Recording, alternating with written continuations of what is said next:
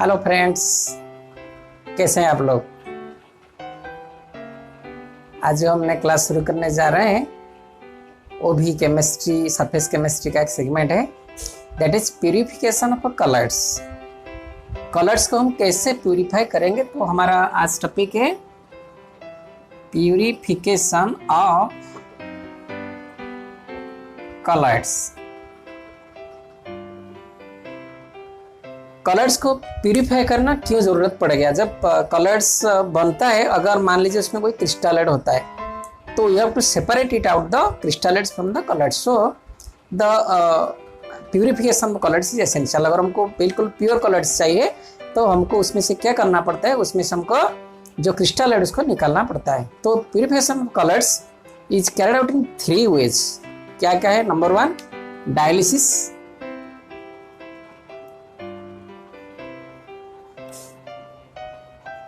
Number 2 ultra filtration,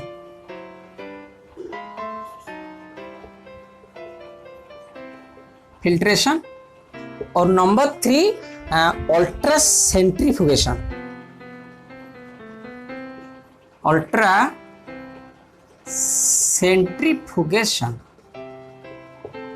समझ गए? Purification of colours are carried out in 3 ways. Number 1 dialysis, number 2 ultrafiltration, number 3 ultracentrifugation. तो ये dialysis पहले हम discuss करते हैं। What is dialysis? Dialysis is the process in which the separation of क्रिस्टलाइड्स from the colloids is carried out और is done. Dialysis एक ऐसा process है जिस प्रोसेस में क्या होता है, क्रिस्टलाइड को कलर्ड से सेपरेट करते हैं by the help of a parchment membrane. What it mean? हम जानते हैं थ्रू पैचमेंट मेम्ब्रेन क्या पास होता है, क्रिस्टलाइड चला जा सकता है। The crystalloid can filter through the parchment membrane, लेकिन कलर्ड से नहीं हो सकता है। अगर हम उसको पैचमेंट मेम्ब्रेन से पास कर देंगे तो क्या हो गया, क्या हो जाएगा, coloured will be separated out और क्रिस्टलाइड क्या चला जाएगा। That is known as dialysis. तो फर्स्ट डायलिसिस हम लिखते हैं। What is dialysis? अब देखिए डायलिसिस क्या है। Dialysis is a process in which the crystalloid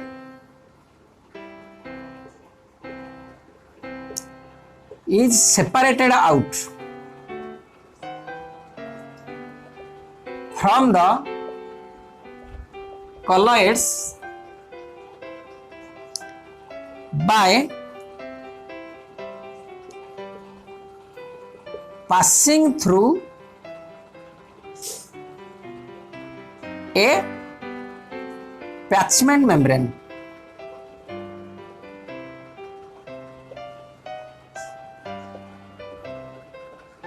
ठीक है ना? अगर हम सॉल्यूशन को एक पैचमेंट मेम्ब्रेन में पास कर देंगे तो क्या होगा, द क्रिस्टलाइड्स विल गो आउट और विल चला जाएगा और क्या बच जाएगा, कलर्ड्स बचा जाएगा। तो कलर्ड्स हो जाएगा, that is pure colloids. So dialysis is a process in which the crystalloid is separated out from the colloids by passing through a parchment membrane. ये डायलिसिस कितने तरह के होते हैं? नंबर 1 ग्राम्स डायलाइजर और दूसरा क्या है, इलेक्ट्रोडायलाइजर। समझे आप? ये डायलिसिस जो होता है 2 जरिए में होता है या 2 इंस्ट्रूमेंट से होता है। एक नंबर 1 ग्राम्स डायलाइजर, दूसरा इलेक्ट्रोडायलाइजर। समझ गए आप? तो हम लिखते हैं उसको, this is carried out by number 1 grams dialyser, number 2 electro dialyser. ठीक है?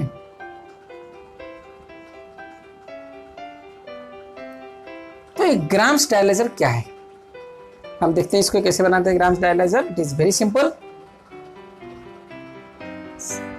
This instrument consists of a cylindrical glass, of which one side contains or one side is fitted with a attachment membrane। समझ गए? और this vessel contains water. This vessel is filled with water and the water is running through this vessel at a constant speed. The water is entering here and the water is going out from the vessel here.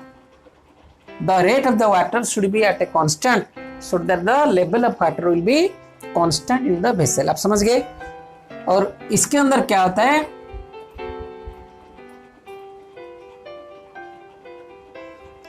इसके अंदर हम लेते हैं colloids.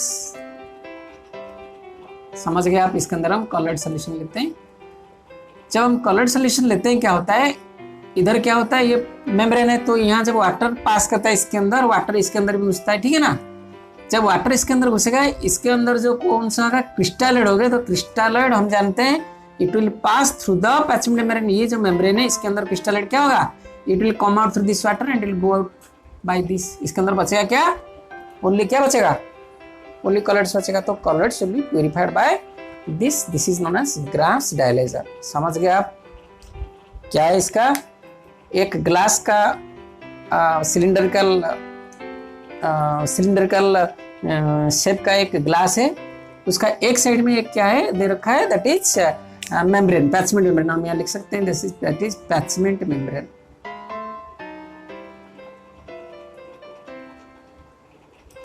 है ना। Water यहाँ से पास होता है कांस्टेंट स्पीड और कॉलॉइड इसके अंदर रखते हैं तो क्या होता है, this water can pass the crystalloids which is coming from the colloids और कॉलॉइडल सॉल्यूशन। उसके अंदर जो होता है क्रिस्टलोइड सॉल्यूशन, क्रिस्टलोइड्स प्रेजेंट होता है, that will pass through this water, ठीक है ना। तो इसके अंदर क्या बचेगा, सिर्फ कॉलॉइड्स बच जाएगा, तो कॉलॉइड्स विल बी प्यूरिफाइड, ठीक है।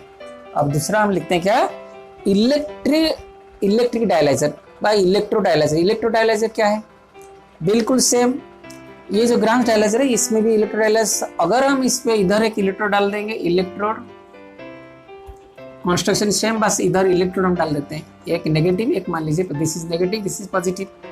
तो क्या होगा, ये जो क्रिस्टलोइड हम जानते हैं क्रिस्टलोइड क्या है, अगर वो इलेक्ट्रोलाइट होगा, क्रिस्टलोइड अगर इलेक्ट्रोलाइट होगा, मान लीजिए NaCl उसके साथ है, तो उसमें क्या होगा, Na+Cl- होगा, Na+ होगा Cl- होगा।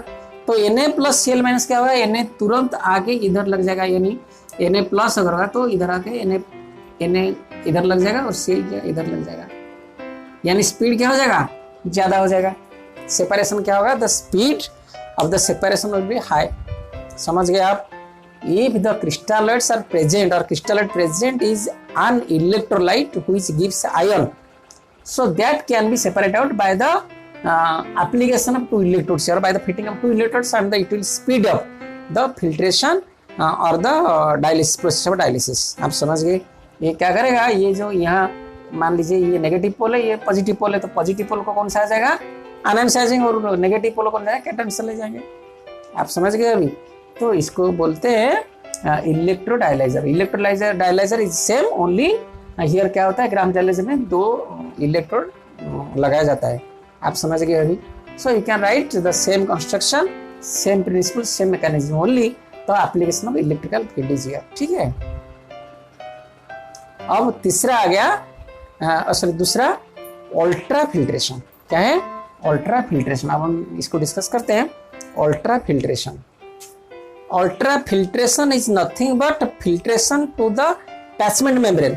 लेकिन पैचमेंट मेम्ब्रेन का पोरस को क्या किया जाता है, और it is reduced, the size of the pores is getting is made reduced, और उसका साइज क्या किया जाता है, और छोटा किया जाता है। अल्ट्रा फिल्ट्रेशन उसको कहते हैं। कैसे किया जाता है, मान लीजिए ये एक मेम्ब्रेन है, हम इसको मेम्ब्रेन ले रहे हैं, जो ऑर्डिनरी मेम्ब्रेन होते हैं उसका क्या साइज, पोरस साइज क्या होता है, लगभग अबाउट 10⁻⁻⁶ मीटर इसका पोरस साइज होता है। किसका, जो पैचमेंट मेम्ब्रेन का।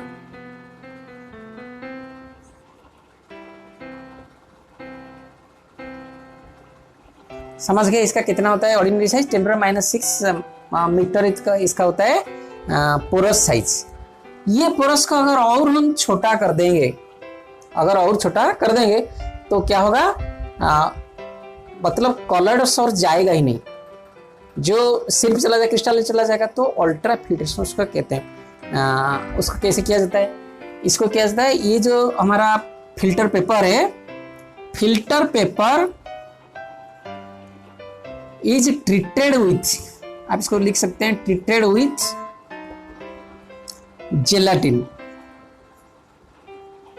जेलाटिन एक कलर्ड सॉल्यूशन है, उसको क्या करते हैं जेलाटिन में ट्रीट कर देते हैं, और जेलाटिन के बाद उसको जेलाटिन में डुबा के क्या करते हैं, it is being hardened by soaking with formaldehyde. इसको क्या करते हैं जब जेलाटिन के साथ ट्रीट कर दिए फिर क्या कहता है, सोकिंग विथ फॉर्मल्डिहाइड, क्या कहता है हार्डेनिंग। इसको हार्डेनिंग किया जाता है सोकिंग विथ फॉर्मल्डिहाइड। जब फॉर्मल्डिहाइड के साथ उसको सोक किया जाता है तो क्या होता है, वो हार्ड हो जाता है, फिर वो that is converts into good filter paper in which the diameter of the pores is being reduced. तो क्या होता है, फिल्ट्रेशन बहुत अच्छा होता है, उसको बोलते हैं अल्ट्रा फिल्ट्रेशन। आप समझ गए अभी। तो ultra filtration is nothing but filtration by the same attachment membrane or attachment paper or filter paper, but the porous size in which is being made very small। ठीक है, अब उसके बाद डिस्कस करते हैं अल्ट्रा सेंट्रीफ्यूगेशन। ये ultra centrifugation क्या है, अल्ट्रा सेंट्रीफ्यूगल फोर्स, आप जानते हैं सेंट्रीफ्यूगल फोर्स, सेंट्रीफ्यूगल क्या होता है, जब हम किसको घुमाते हैं। अगर हम क्या करेंगे अल्ट्रा सेंट्रीफ्यूगेशन में, मान लीजिए हम लेते हैं एक ट्यूब लेते हैं, टेस्ट ट्यूब लेते हैं, और टेस्ट ट्यूब में क्या करते हैं, इसमें हम कलर्ड सॉल्यूशन को डाल देते हैं, इम्प्योर कलर्ड सॉल्यूशन।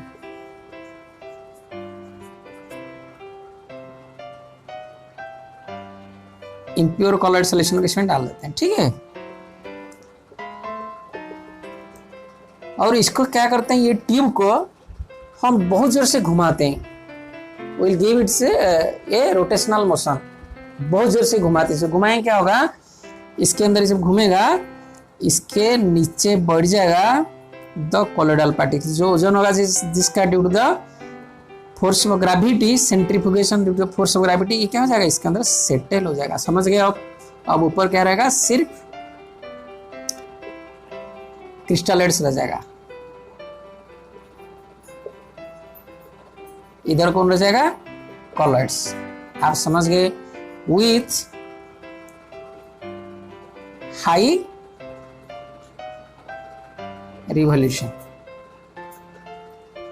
अगर हम बहुत जोर से उसको रिवॉल्व करेंगे, घुमाएंगे और रोटेशनल मोशन देंगे, very high speed rotation, we can tell that rotation, उसको रोटेशन अगर करेंगे तो क्या होगा, इसके नीचे जो ओजोन किसका ज्यादा है, कोलोइडल पार्टिकल इसका किससे, क्रिस्टलाइट से, तो नीचे आगे बढ़ जाएंगे। फिर क्या करें, जब ऊपर चला गया नीचे वाले को फिर दूसरा बर्तन में ले लेंगे या और किसी टेस्टिंग में ले लेंगे, उसमें क्या करेंगे, फिर पानी डाल देंगे, तो that will be converted to pure colloidal solution. आप समझ गए। यानी ultra centrifugation is based upon the mechanism that the colloidal or impure colloidal solution is placed in a test tube or any means which is rotated with very high speed or revolved with a very high speed, so that the heavy particles, that is colloids, are settled down at the bottom of the test tube or that tube, which is taken out and mixed with another solvent and which becomes a very pure colloid solution। आप अभी समझ गए तीनों, dialysis, ultra filtration, ultra centrifugation, that is purification of colloids. हमको purification of colloids को जरूरत पड़ती है, ठीक है ना। अब हम चलते हैं, that is important properties of colloids.